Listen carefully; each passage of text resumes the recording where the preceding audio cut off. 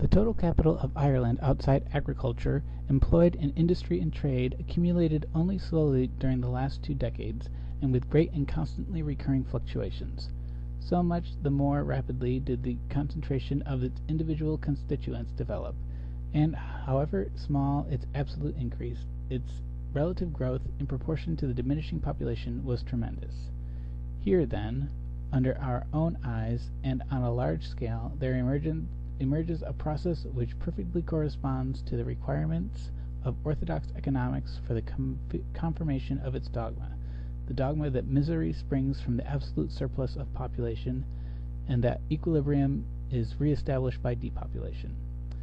This is a far more important experiment than the mid-14th century plague, so celebrated by the Malthusians. Let us remark in passing, if it required the naivete of a schoolmaster to apply the standard of the 14th century to the relations of production prevailing in the 19th century, and the corresponding relations of population, the error was compounded by overlooking the difference between its consequences in England and in France. On the other side of the Channel, the plague and the decimation that accompanied it was followed by the enfranchisement and enrichment of the agricultural population, whereas on the other side, in France, it was followed by a greater degree of enslavement and an increase in misery. The Irish famine of 1846 killed more than 1 million people, but it killed poor devils only. It did not do the slightest damage to the wealth of the country. The exodus of the next 20 years, an exodus which still continues to increase, did not, as for instance the 30 Years' War did, decimate the means of production along with the human beings. The Irish genius discovered an altogether new way of spiriting a poor people thousands of miles away from the scene of its misery. The exiles transplanted to the United States send sums of money home every year as traveling expenses for those left behind. Every troop that emigrates one year draws another after it the next. Thus, instead of costing Ireland anything, emigration forms one of the most lucrative branches of its export trade. Finally, it is a systematic process which does not simply make a passing gap in the population, but sucks out of it every year more people than are replaced by births, so that the absolute level of the population falls year by year. What were the consequences for the Irish laborers left behind and freed from the surplus population? These: the relative surplus population is as great today as it was before 1846. Wages are just as low. The oppression of the laborers has increased. Misery is forcing the country towards a new crisis. The reasons are simple. The revolution in agriculture has kept pace with emigration.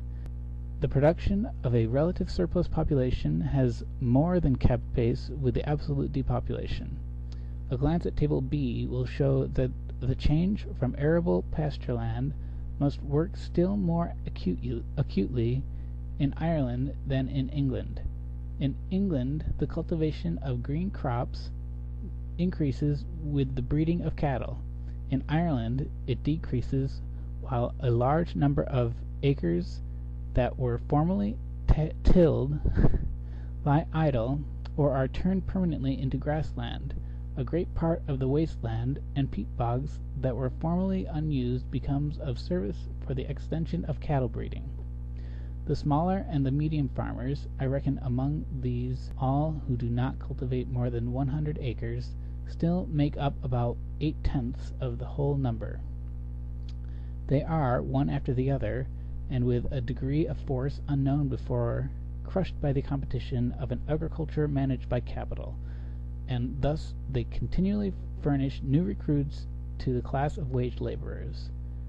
The one great industry of Ireland, the manufacture of linen, requires relatively few adult men, and only employs altogether, in spite of its expansion since the price of cotton increased, and the years from 1861 to 1866, a comparatively insignificant portion of the population. Like all other large-scale industries, it constantly produces, owing to its incessant fluctuations, a relative surplus population within its own sphere, despite the absolute increase in the mass of human beings absorbed by it. The misery of the agricultural population forms the pedestal for gigantic shirt factories, whose armies of workers are, for the most part, scattered over the country. Here we again encounter the system of domestic industry already described, which possesses its own systematic means of rendering workers redundant in the form of underpayment and overwork. Finally, although the depopulation does not have such destructive consequences as would result in a country where capitalist production is fully developed, it does not proceed without constantly reacting back into the home market. The gap caused by emigration limits not only the local demand for labor, but also the incomes of small shopkeepers, artisans, and tradesmen in general. Hence the decrease in incomes between £60 and £100 indicated in Table E. A clear presentation of the condition of agricultural labourers in Ireland is to be found in the reports of the Irish Poor Law Inspectors, 1870. As officials of a government which is maintained only by bayonets and by a state of siege sometimes open and sometimes disguised, they have to observe all the linguistic precautions their English colleagues disdain. In spite of this, however, they do not let their government cradle itself in illusions. According to them, the rate of wages in the country, still very low, has risen by 50 to 60% within the last 20 years, and stands now at an average of 6 shillings to 9 shillings a week. But this apparent rise hides an actual fall in wages, for it by no means cancels out the rise in the price of the necessary means of subsistence that has taken place in the meantime. The proof in the above extract from the official accounts of an Irish workhouse.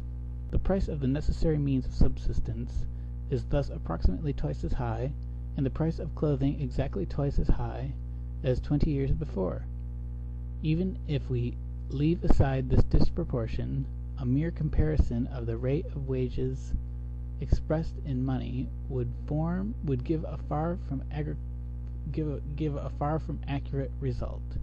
Before the famine, the only mass of agricultural wages was paid in kind, and only the smallest part in money. Today, payment in money is the rule. It follows from this that whatever movement has taken place in the real wage, its money rate must have risen.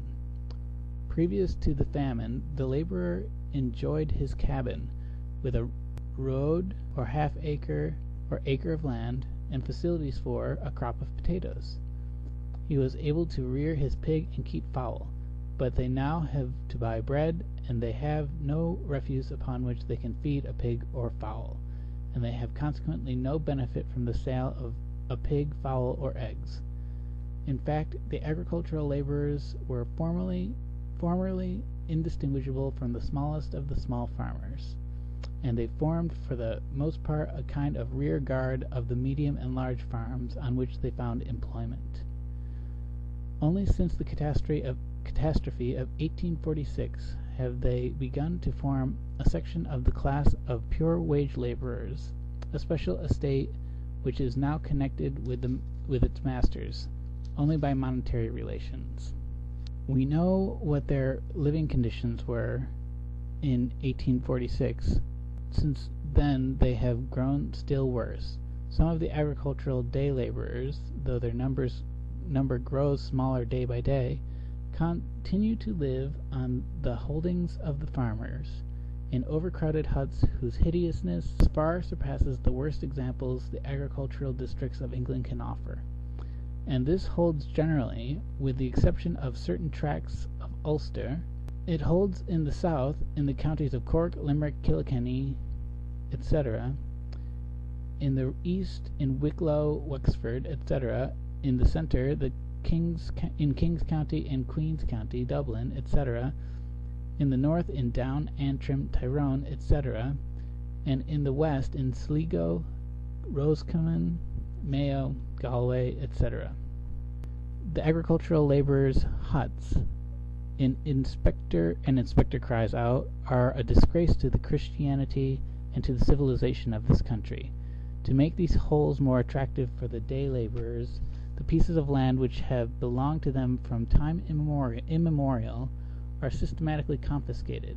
The mere sense that they exist subject to this species of ban on the part of the landlords and their agents has given birth in the minds of the laborers to corresponding sentiments of antagonism and dissatisfaction towards those by whom they are thus led to regard themselves as being treated as a proscribed race.